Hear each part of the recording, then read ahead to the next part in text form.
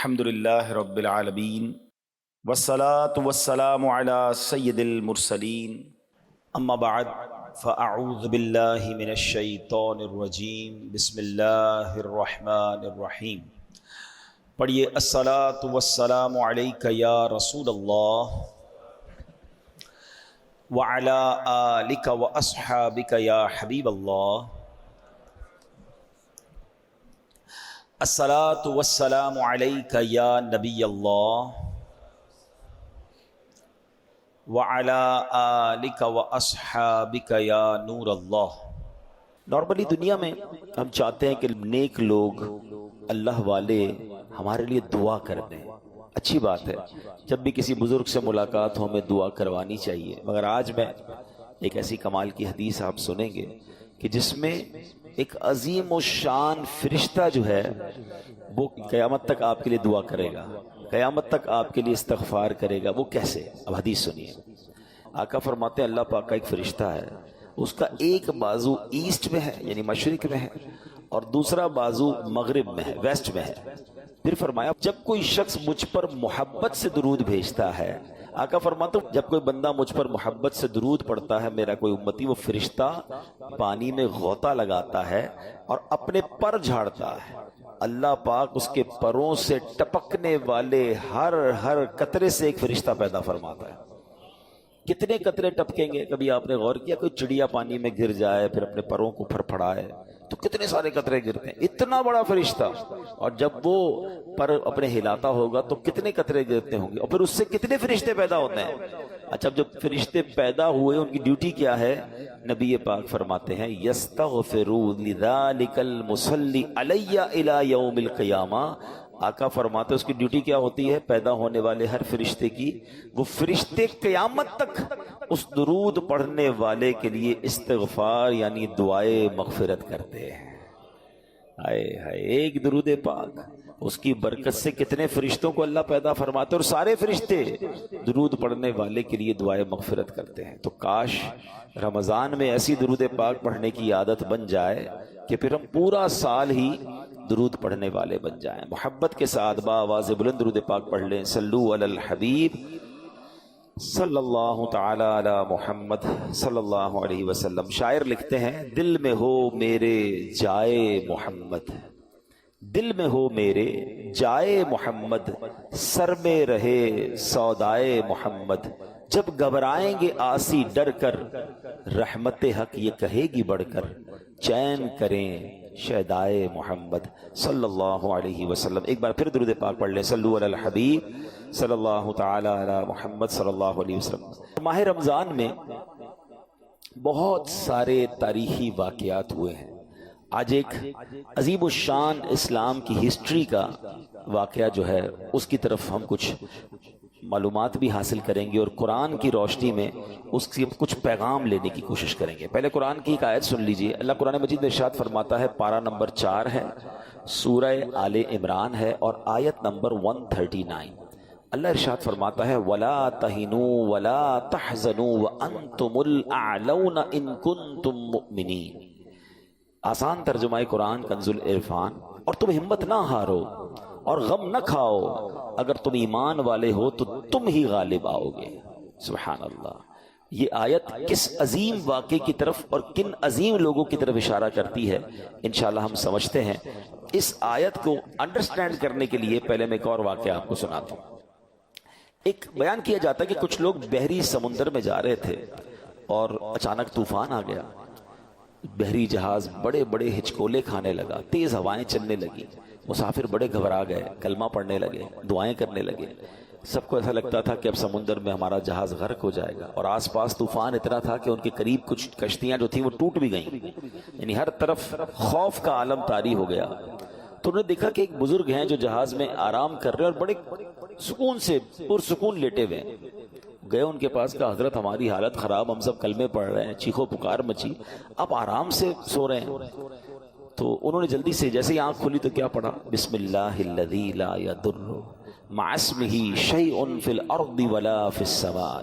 یہ دعا بڑی پیاری ہے، ویسے ہی کھانا کھانے سے پہلے ہم پڑھتے ہیں جن کو یاد ہے، ویسے ہی آپ عام دنوں میں بھی پڑھ سکتے ہیں، سفر میں بھی پڑھ لیں۔ اس کے معنی پہلے ذہن میں رکھیں، اللہ پاک کے نام سے، جس کے نام کی برکت سے زمین و آسمان میں کوئی چیز نقصان نہیں پہنچاتی۔ تو انہوں نے کہا کہ دعا تو آپ نے پڑھ لی، مگر آپ اتنے پرسکون کیسے ہیں؟ تو کہا ٹھیک ہے، یہ کاغذ لے جاؤ اور جا کے جہاز کے اوپر رکھ دو، جہاز کو کچھ نہیں ہوگا۔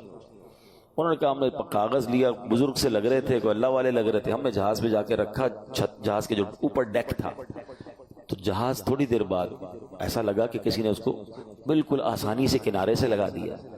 ہم نے جا کر جب اس پرچے کو کھولا اور دیکھا اس میں کیا تھا، تو اس میں کچھ اور نہیں تھا، اس میں اصحاب بدر کے نام لکھے ہوئے تھے۔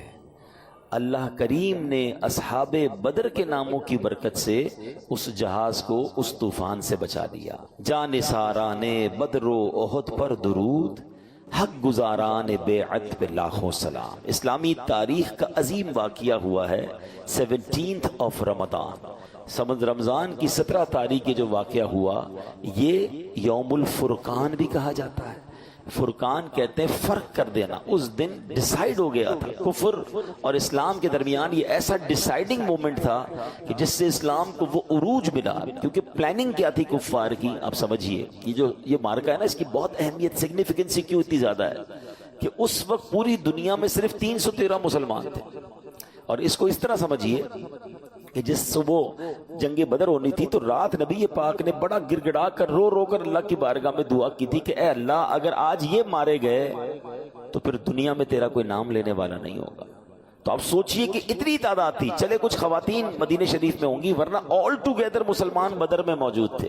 اور کفار کا پلان یہ تھا کہ ایک بار ہی جا کر ایسا حملہ کرنا ہے، اتنی پریپریشن کے ساتھ گئے تھے کہ ان کو نیست و نابود کر دیں گے، اسلام ہی ختم ہو جائے گا۔ سارے صحابہ نبی پاک خود جنگ بدر میں موجود تھے۔ تو اس دن جو مسلمانوں کو غیبی مدد ملی اور عروج ملا، اور اس دن جو فتح ملی، اس نے رہتی دنیا کے کفار پر، رہتی دنیا کے دشمنان اسلام کو یہ میسج دیا کہ جب اسلام کو مٹانے کی کوشش کی جائے گی تو جو ان کا رب ہے وہ غیب سے مدد فرماتا ہے۔ اور اس مارکے میں جو اس کی اہمیت اور بڑھی کہ اس میں فرشتوں کے ذریعے مسلمانوں کی مدد کی گئی۔ اب اس لڑائی کے بارے میں یاد رہے کہ بخاری شریف کی حدیث ہے، یہ جو صحابہ تھے نا، میں نے بھی آپ کو جو واقعہ سنایا کہ اصحاب بدر کے ناموں سے اتنا بڑا برکت کیوں ملی، تو بخاری اور مسلم کی روایت میں ہے کہ ایک بار جبریل امین نبی پاک علیہ السلام کی بارگاہ میں آیا اور عرض کرتے ہیں یا رسول اللہ، آپ اصحاب بدر کو کیسا سمجھتے ہیں؟ تو فرمایا من افضل المسلمین، یعنی غزوہ بدر میں شریک ہونے والے صحابہ سب مسلمانوں میں افضل ہیں۔ تو عرض کیا یا رسول اللہ، جبریل امین عرض کرتے ہیں یا رسول اللہ صلی اللہ علیہ وسلم، وہ فرشتے جو غزوہ بدر میں حاضر ہوئے تھے، ہم فرشتوں کے درمیان بھی ان کا یہی مقام ہے۔ یعنی اللہ نے، جس طرح ہم کہتے ہیں نا کہ اصحاب بدر کا مرتبہ تمام صحابہ میں ٹاپ آف دا لسٹ ہے، تو جو فرشتے نبی پاک اور ان کے ساتھیوں کی مدد کے لیے آسمان سے نازل ہوئے، اللہ کے تمام فرشتوں میں ان فرشتوں کو بھی فضیلت عطا فرما دی گئی ہے۔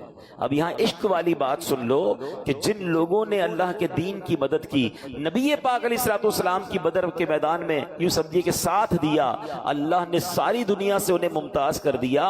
اور جو فرشتے خدمت کے لیے رسول اللہ کی بارگاہ میں حاضر ہوئے، اللہ نے ان فرشتوں کو بھی مقام افضل و اعلیٰ عطا فرما دیا۔ تو پتہ چلا کہ سرکار دو عالم علیہ السلام وہ عظیم ہستی ہیں کہ جو ان کا ساتھ دے، جو ان کے ساتھ یوں سمجھے سپورٹیو رول جس نے کردار ادا کیا، اللہ نے یہ مقام دیا۔ اور اگر اس کی ایک جھلک دیکھنا چاہیں تو آج بھی دنیا میں جو نبی پاک کا نام لیتا ہے، دین کی خدمت کرتا ہے، سچا عشق رسول پھیلاتا ہے، نبی پاک سے محبت کی بات کرتا ہے، اللہ آج اسے بھی عروج عطا فرماتا ہے۔ سبحان اللہ۔ وہ شاعر کہتے ہیں نا، ان کے جو غلام ہو گئے وقت کے امام ہو گئے، ان کے جو غلام ہو گئے وقت کے امام ہو گئے، نام لیوا ان کے جو ہوئے ان کے اونچے نام ہو گئے۔ تو نام جس نے نبی پاک کا لیا، اللہ نے اس کے ناموں کو بھی اونچا کر دیا۔ اب اصحاب بدر کے بارے میں علماء فرماتے ہیں کہ ان کے ناموں کے وسیلے سے دعا کی جائے تو مراد پوری ہوتی ہے۔ ان ناموں کی برکت سے مریضوں کو شفا نصیب ہوتی ہے، چوروں لٹیروں سے حفاظت ملتی ہے، بے روزگاری ہو تو ان ناموں کی برکت سے روزگار نصیب ہو جاتا ہے۔ غرض کیسی مشکل ہو، اصحاب بدر کے ناموں کے وسیلے سے دعا کریں، انشاءاللہ وہ مشکلات ٹلیں گی اور مرادیں پوری ہو جائیں گی۔ علماء کرام نے لکھا جو ان پاک ناموں کا ورد کیا کرے اللہ اسے ولایت کا تاج عطا فرما دیتا ہے۔ تو ان اللہ والوں کے نام لے کر اللہ کی بارگاہ میں ان کا وسیلہ پیش کریں، یا اللہ ان خوش نصیبوں پر تو نے رحمت فرمائی، فرشتوں کے ذریعے مدد فرمائی، اے اللہ ان کے صدقے ہماری بھی دعا قبول فرمائیں۔ یہ بڑے مقبول تھے۔ اچھا، اب اس پوری غزوے کی ایک جھلک میں آپ کو، یوں تو بڑا طویل واقعہ ہے، انشاءاللہ ہم کسی موقع پر اس کو ڈیٹیل میں بیان کریں گے، لیکن چونکہ ینگسٹرز بھی موجود ہیں، ایک چھوٹا سا میں سمرائز کر دیتا ہوں۔ یہ جو بارکہ تھا، یہ غزوہ بدر 17 رمضان کو ہوا تھا۔ اچھا، یہ 2 ہجری میں ہوا تھا۔ پہلے اس کی ڈیٹ سال سمجھیے گا۔ مسلمان بڑی مشکل سے، ڈیفیکلٹی سے مکے سے مدینے پہنچے تھے، ابھی سیٹل ڈاؤن بھی نہیں ہوئے تھے، دوسرا ہی سال تھا۔ ان بدبختوں کو چین نہیں آ رہا تھا کہ یہ مدینے پہنچ کیسے گئے، یہ وہاں سکون میں کیوں ہیں؟ مکے میں تو روز لڑائی ہوتی تھی، روز مارتے تھے، روز مسلمانوں کو تکلیف تھی۔ اب مسلمان ہجرت کر کے اپنا سب کچھ چھوڑ کر مدینے چلے گئے کہ چلے اب وہاں رہیں گے، مگر دوسرے ہی سال ان ظالموں نے وہاں حملہ کیا، اور پلان یہ تھا کہ ونس اینڈ آل ان کو ختم کرنا ہے۔ اب صحابہ کتنے ہیں؟ 313۔ تلواریں کتنی ہیں؟ 8۔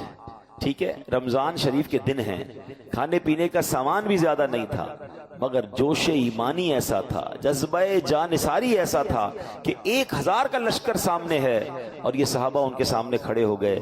روایت میں آتا ہے کہ نبی پاک علیہ الصلوۃ والسلام نے صحابہ سے ایک کوسچن کیا کہ ہم میدان بدر میں جائیں یا رک جائیں؟ ایک سجیشن تھا، ایک مشورہ تھا۔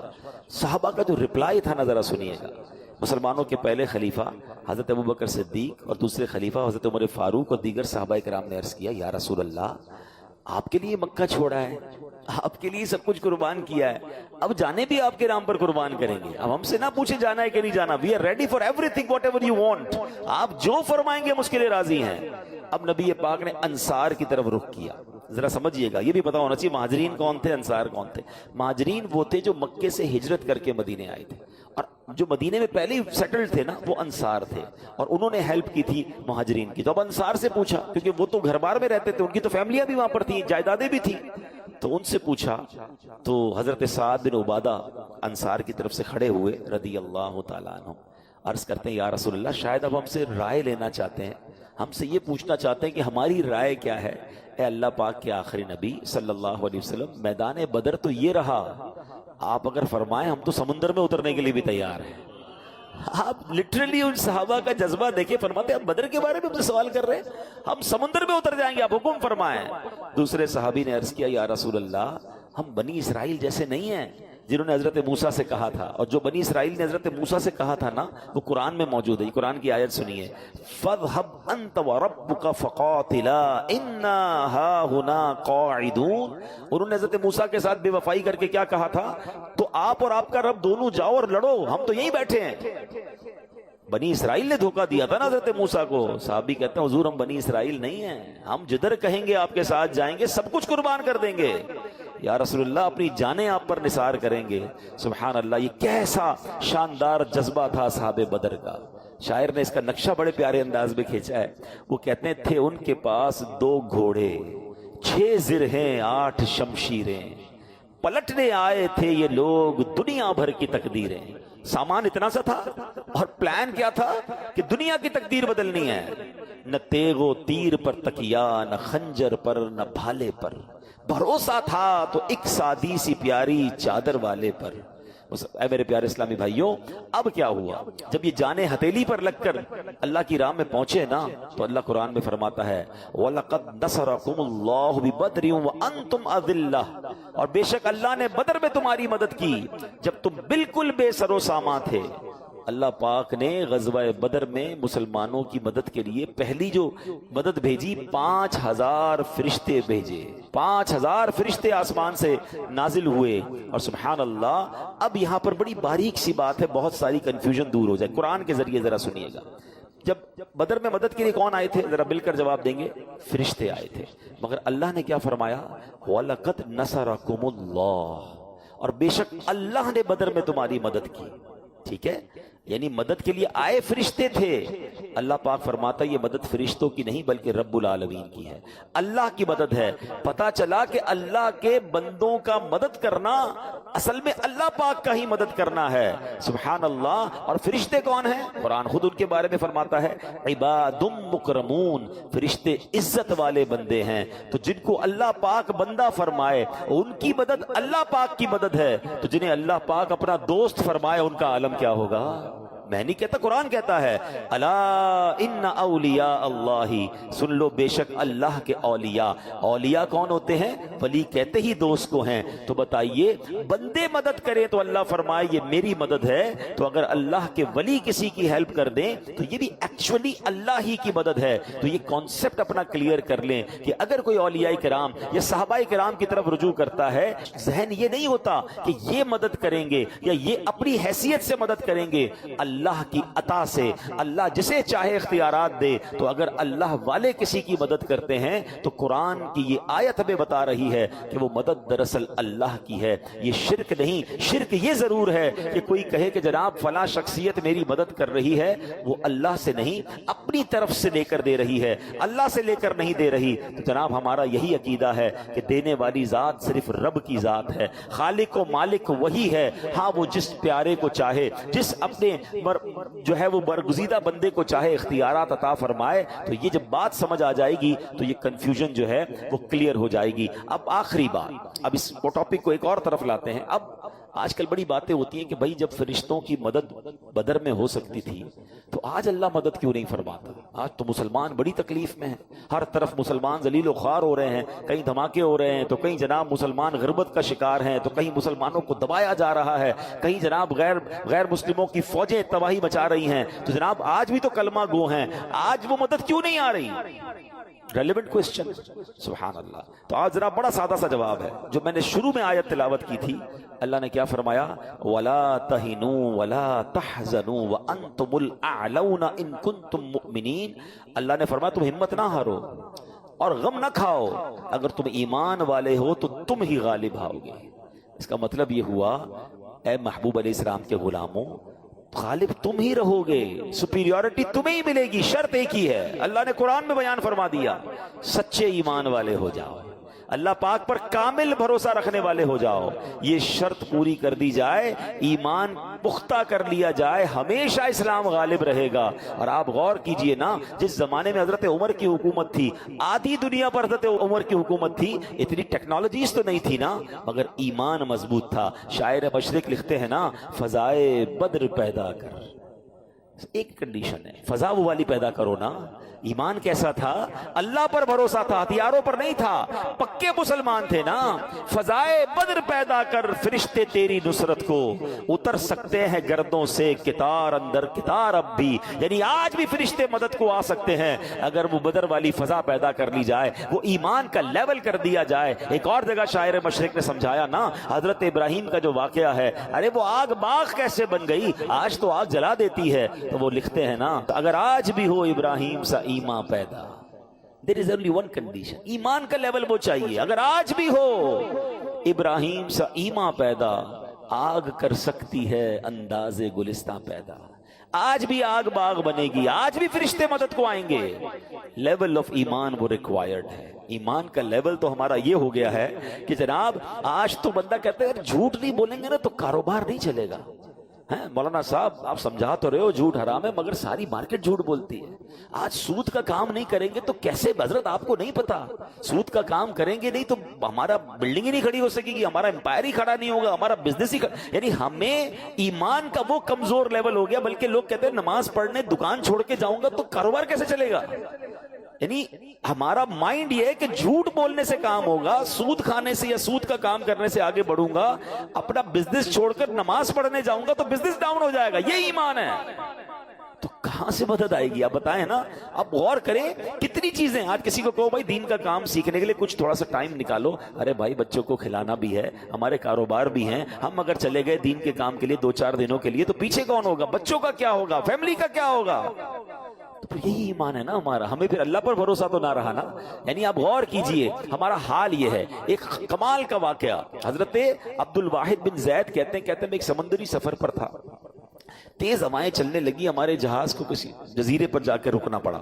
ہم گئے تو وہاں ایک بندہ غیر اللہ کی عبادت کر رہا تھا. ہم نے اس کو سمجھایا بھائی یہ تو شرک کر رہے ہو. تو اس نے کہا تم کس خدا کی عبادت کرتے ہو؟ تو انہوں نے تفصیل بتائی کہ ہم اللہ کی عبادت کرتے ہیں, اللہ نے ایک رسول ہم پر بھیجے, انہوں نے ہمیں معجزات دکھائے, دلیلیں بتائیں, ہم ایمان لے آئے ان پر, اللہ کا پورا پیغام. انہوں نے کہا پھر ان رسول کا کیا ہوا؟ کہا جب اللہ کا پورا پیغام انہوں نے پہنچا دیا تو اللہ نے انہیں اپنے پاس بلا لیا. تو نے کہا کہ کوئی نشانی ہے تمہارے پاس تمہارے دین کی؟ تو کہا ہمارے پاس قرآن شریف تھا. ہم نے اس غیر مسلم کو قرآن شریف دکھایا. جب اس نے قرآن پڑھا تو وہ آنسوں سے رونے لگا. کہتا ہے کہ یہ تو اس ہستی کا کلام ہے, حق بنتا ہے کہ اس کی نافرمانی نہ کی جائے. اس بندے نے قرآن سنا اور اس کے بعد کلمہ پڑھ کر مسلمان ہو گیا. حضرت کہتے ہیں ہم نے اپنے جہاز میں سوار کر لیا کہ بیچارہ یہ بھی مسافر ہے. تو اب جب رات کا وقت آیا تو ہم سب سونے لگے. تو وہ کہتا ہے یہ بتاؤ جس خدا کا کلمہ پڑھایا ہے وہ سوتا ہے؟ تو کہا نہیں وہ تو نہیں سوتا. تو کیا کمال کی جواب دیا کہ ابھی تو تم نے مجھے مسلمان کیا, مجھے اللہ کے بارے میں بتایا ہے, تو یہ کتنی بری بات ہے کہ محبوب جاگتا رہے, مالک کے سامنے بندہ سویا رہے. مالک جاگ رہا ہے تو غلام کیسے سو سکتے؟ وید بھی ہے کہ ہم سارے سو گئے, وہ ساری رات عبادت کرتا رہا, ساری رات دعائیں کرتا رہا. جب ایک کنارہ آیا تو ہم نے اس کو کچھ پیسے دیے کہ پیسے لے لو, آپ اپنی زندگی کیسے گزارو گے؟ تو وہ کہتا ہے کہ بڑی عجیب بات ہے, جب میں اللہ کی پوجا نہیں کرتا تھا, غیر اللہ کو پوچھتا تھا تو مجھے وہ روزی دیتا تھا, اب تو میں مسلمان ہو گیا ہوں تو مجھے تمہارے پیسوں کی کیا ضرورت ہے, وہ مجھے بھوکا کیوں رکھے گا؟ ہائے ہائے. وہ کہتے ہیں یہ ہم سے بندہ ہمیں یہ کہہ کر جدا ہو گیا اور اندازہ ہوا کہ یہ نیا ہونے والے مسلمان کا ایمان کتنا پکا تھا. مگر ہمارا حال کیا ہے؟ ہمیں صرف اسباب پر فکر ہے. نوکری ہوگی تو کام چلے گا, کاروبار ہوگا تو کام چلے گا, فلاں بندہ راضی ہوگا تو روزی ملے گی. اللہ کے بارے میں خیال بھی دل میں نہیں آتا. رب پر بھروسہ کرنا سیکھیں. اللہ چاہے گا تو میرا کام ہوگا, اور یہ کہنا بھی شروع کریں, اپنی زندگی میں یہ شامل کریں. یہ پلاٹ لے لوں گا, اس مارکیٹ میں دکان کھول لوں گا تو کاروبار چلے گا, وہ والی چیز مجھے مل جائے گی تو میں ترقی کر جاؤں گا. نہیں, میرا رب چاہے گا تو ترقی ہوگی. میں آخری بات کر کے اپنی گفتگو کو آپ کو اشارتاً سمجھا دیتا ہوں. دیکھیں یہ ہاتھ ہے نا, پارٹ آف دا باڈی ہے, آنکھیں پارٹ آف دا باڈی ہے, کان پارٹ آف دا باڈی ہے, ٹھیک ہے, پیر, یہ سب حصے ہیں نا ہماری باڈی کے. بندہ کیا کہتا ہے کہ یار میرے پاس ہاتھ ہیں, میرے پاس آنکھیں ہیں, کان ہیں, اس لیے میں بول رہا ہوں, اس لیے سن رہا ہوں. نہیں, ہاتھ ہوتے ہیں لیکن اللہ نہ چاہے تو یہ ہاتھ کام نہیں کرتے ہیں. آپ نے دیکھا ہوگا کسی کو فالج ہو جائے اس کا ہاتھ نہیں اٹھتا, وہ گرپ نہیں کر پاتا. اس کا مطلب ہاتھ سب کچھ نہیں ہے. اللہ چاہے گا تو یہ ہاتھ کام کرے گا. ہاتھ لگا ہوا ہے مگر کام کا نہیں ہے, انگلیاں نہیں چل رہی ہیں, پکڑ نہیں پا رہا بندہ. آپ نے نابینا لوگوں کو دیکھا ہوگا, ان کی آنکھیں لگی ہوئی ہوتی ہیں, وہ آنکھیں نکلی بھی نہیں ہوتی, بلکہ اتنی کلیئر آئیز ہوتی ہیں کہ کبھی کبھی تو ہمیں لگتا ہے یہ مجھے ہی دیکھ رہا ہے. مگر جب ہاتھ پھراتے ہیں تو پتہ چلتا ہے نہیں یار آنکھیں تو لگی ہیں مگر نظر نہیں آ رہا. It means part of the body is nothing. اس میں نور جب آئے گا جب میرے رب نے چاہنا ہے. زبان لگی ہوئی ہوتی ہے, جو لوگ بول نہیں سکتے, گونگے ہوتے ہیں نا, ان کی زبان ایگزسٹ کرتی ہے مگر زبان ہوتے ہوئے وہ بول نہیں پاتے. کان لگے ہوئے ہوتے ہیں مگر وہ سن نہیں پاتے. پیر ہوتے ہیں لوگوں کے مگر چل نہیں پاتے. یہ بالکل شاندار اگزامپل ہے کہ ہم محتاج ہیں. ہم کچھ بھی کر لیں, دنیا بھر کا سامان جمع کر لیں, اگر اس سامان سے نفع نہیں اٹھا سکتا, رب نے نہیں چاہنا تو میں نفع نہیں اٹھا سکوں گا. کھانا سامنے پڑا ہوتا ہے, لوگ اٹھا کے کھا نہیں سکتے. تو خدا کے واسطے اسباب سے نکلو. اصحاب بدر کا یہ واقعہ پکار پکار کر کہہ رہا ہے کہ سامان تھوڑا ہو جناب, چیزیں تھوڑی ہوں, اسباب تھوڑے ہوں, مگر رب راضی ہونا تو بندہ جو ہے وہ پھر طوفان سے ٹکرا جائے, اللہ اس پہ بھی کامیابی عطا فرماتا ہے, فرشتے بھیج دیتا ہے. لیکن سامان کا انبار ہو, سورسز ہی سورسز ہوں, دنیا کی ساری نعمتیں آپ کے پاس ہو, اور اگر اللہ ناراض ہے اور اللہ کی مدد شامل حال نہیں تو بندہ کچھ بھی نہیں کر سکتا ہے. تو اس واقعے سے یہ میسج لینا ہے, سبق لینا ہے, اور ایمان مضبوط کرنا ہے. ہر چیز میں پہلے یہ چیک کرو کہ اللہ میرے اس کام سے راضی ہوگا یا ناراض ہوگا. کاروبار کرنے جا رہے ہیں, رک جائیں, یار یہ ڈیل اللہ کو ناراض تو نہیں کر دے گی. کسی عالم دین سے پوچھ لیتا ہوں. گھر میں کوئی پروگرام کر رہے ہیں, رک جائیں, یار یہ فیملی گیدرنگ کہیں میں اللہ کو ناراض تو نہیں کر بیٹھوں گا. سب سے پہلے اللہ کو راضی کریں, ورنہ اچانک سب کچھ برباد ہو جاتا ہے. اللہ کرے کہ دل میں اتر جائے میری بات۔ تو اے میرے پیارے اسلامی بھائیوں، ماہ رمضان ہے، خوب لوگوں کے ساتھ اچھا برتاؤ کریں۔ کہتے ہیں what goes around comes around۔ آپ لوگوں کے ساتھ اچھا کریں، اللہ کی رحمت سے آپ کے ساتھ اچھا ہوگا۔ غریبوں کی مدد کریں۔ یہ مہینہ ماہ سخاوت ہے۔ نبی پاک علیہ الصلوۃ والسلام اس مہینے میں اتنا خرچ کرتے تھے کہ حدیثوں میں آتا ہے جیسے تیز ہوا چلتی تھی، میرے آقا ہر آنے والے سائل کو دیتے، اپنے غریب رشتہ داروں کو دیں، اپنے غریب ملازمین کو دیں، اپنی پوری زکوٰۃ اگر ابھی تک ادا نہیں کی تو ادا کریں، زکوٰۃ میں کمزوری نہ لائیں، کیونکہ زکوٰۃ میں کمزوری جو ہے وہ مال کا میل ہے، مال میں مل گیا تو پورے مال کو برباد کر دے گا۔ ہم کہتے ہیں یار باڈی میں وائرس ہے، ایک بار پورا نکالو، تھوڑا سا بھی رہ گیا واپس آ جائے گا۔ تو زکوٰۃ ایسا نہ ہو کہ زکوٰۃ نہ دے کر ہم اپنے مال کو اپنے لیے عذاب کا باعث بنا لیں۔ اور اپنے غریب رشتہ داروں اور ملازمین کے بعد میری گزارش ہے کہ اپنی زکوٰۃ میں، اپنے ڈونیشن میں دعوت اسلامی کو بھی یاد رکھیں۔ آمین بجاہ النبی الامین صلی اللہ تعالی علیہ وسلم۔